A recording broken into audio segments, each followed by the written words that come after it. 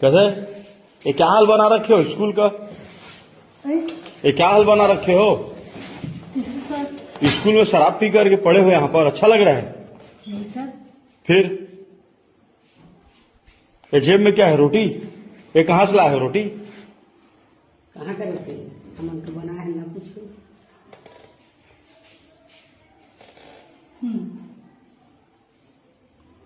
शराब पी के स्कूल क्यों आते हो?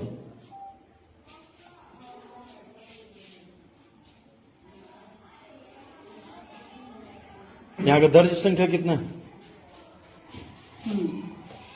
बताइए ना। हम उल्टा पूछते हो यार। मैं पूछ रहा हूँ।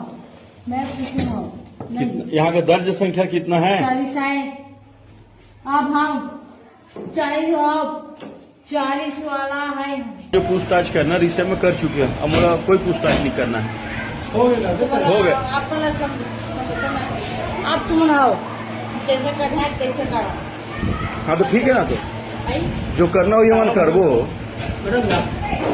वो करता टेंशन मत ले, हमारे लोग सलाह मत दे।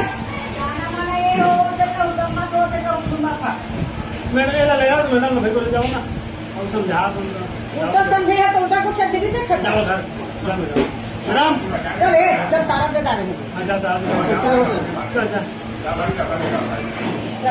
जाओ हम आगे दे पेटालू जाओ मार देते हैं। मार देते हैं।